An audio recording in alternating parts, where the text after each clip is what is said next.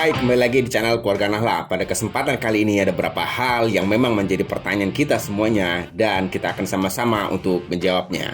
Pertandingan babak kualifikasi untuk Piala Dunia tahun 2026 zona Asia round pertama leg pertama antara Timnas Indonesia versus Brunei Darussalam yang akan dimainkan hari ini pukul 19.00 waktu Indonesia Barat. Seperti yang kita sama-sama ketahui bahwa di round pertama ini memakai sistem dual leg. Artinya untuk pertandingan pertama ini Indonesia menjadi tuan rumah, tentu Indonesia mengambil keuntungan dan harus meraih kemenangan. Supaya nanti di second leg mereka bisa lebih tenang lagi bermain ketika bertandang ke kandang dari Brunei Darussalam. Artinya para pemain dari Timnas Indonesia tidak boleh menganggap remeh Timnas Brunei Darussalam. Walaupun faktanya seperti yang sama-sama kita ketahui bahwasanya Brunei Darussalam adalah tim underdog di kawasan ASEAN. Tapi sepak bola itu bukan dimainkan di atas kertas, segala sesuatunya harus dituntaskan di atas lapangan. That's why para pemain Indonesia harus fokus 110%. Artinya tidak boleh lengah, tentu akan sulit meraih kemenangan apabila lengah. Memang para pemain perlu bermain dengan kepercayaan diri yang tinggi, tapi jangan sampai overconfidence.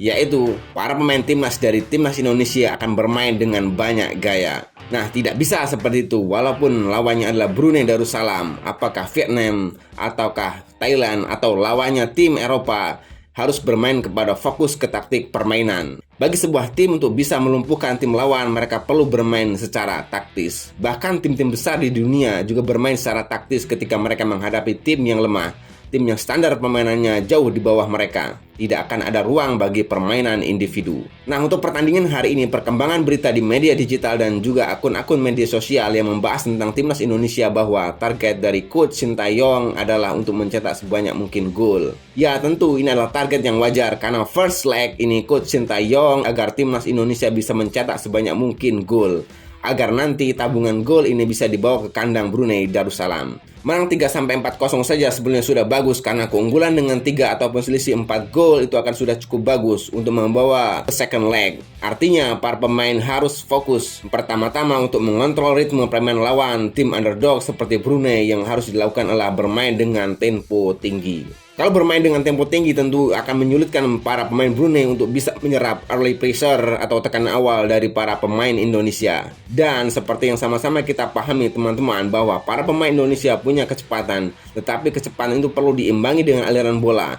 Nah, itulah salah satu taktik dari Coach Sintayong, yakni passing ball, di mana bola jangan dibawa pulang dan juga tidak terlalu banyak menggocek. Jadi bola itu memang sebagai teman passing ke rekannya, cari rekannya yang sudah free, dan ketika free tunggu rekannya untuk melakukan pergerakan tanpa bola. Ya, chemistry ini harus bagus. Artinya para pemain yang menguasai bola harus punya visi untuk membagi bola tersebut. Untuk pertandingan hari ini, yang kita juga baru saja membaca perkembangan beritanya bahwa Marcelo Ferdinand dan juga Rafael Struijk tidak fit 100%. Dan kemungkinan Coach Sintayong tidak akan menurunkan mereka di pertandingan ini. Tapi tidak ada masalah juga bagi Timnas Indonesia, karena Timnas Indonesia tanpa Rafael Struijk dan juga Marcelo Ferdinand akan ada pemain lain yang bisa mengisi posisi mereka.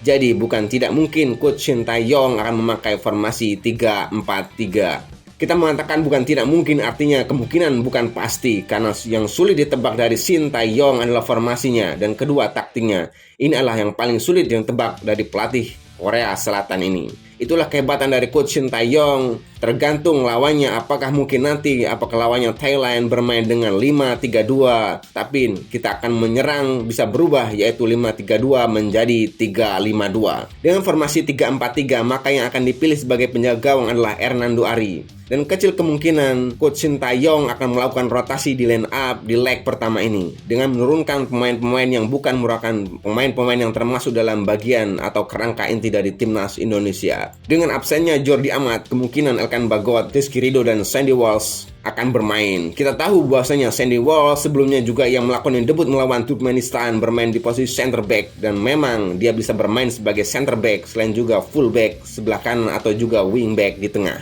Nah, dengan absennya Marcelino, kemungkinan Mark Klok bersama Rahmat Irianto atau bisa juga diberikan kesempatan kepada Ricky Kambuaya, atau lebih baik lagi kalau bisa kepada Arhan Fikri. Arhan Fikri ini energinya luar biasa, tapi kalau Arhan Fikri bermain dengan Klok tipenya hampir mirip. Jadi kemungkinan juga akan diturunkanlah Ricky Kambuaya atau kemungkinan juga Witan bermain di tengah. Nah, nanti kita tunggu pilihan dari Coach Shin Tae-yong. Di wingback sebelah kiri, filling session yaitu Patinama akan diberikan kesempatan untuk bermain dari awal. Di sebelah kanan yang sudah pasti adalah Asnawi Mangku Alam. Kalau bermain dengan 3 striker di depan atau 3 penyerang di depan, bisa jadi adalah Sadil karena dia bagus apalagi di klubnya. Di posisi striker ini ada 2 pilihan antara Ramadan Sananta dan juga Dimas Derajat. Ramadan Sananta ini adalah striker yang direct, dapat bola dia akan shooting, dapat bola dia akan shooting dan dia akan mencari ruang. Walaupun kadang-kadang dia juga miss chance. Nah, inilah yang nanti harus dibenahi. Jadi memang akan diturunkan pemain-pemain pilar untuk memenuhi dan membentuk chemistry di antara para pemain.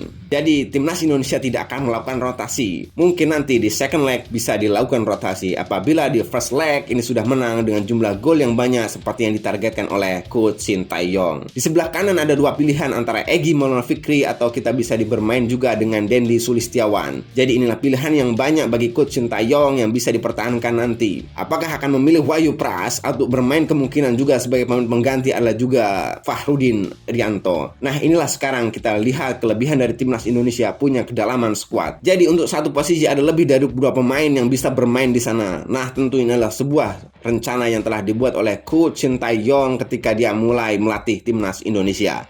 Artinya dia ingin ada fondasi kuat di mana ada banyak pemain dan ada banyak sumber daya pemain bagi dia untuk dipanggil ke timnas Indonesia.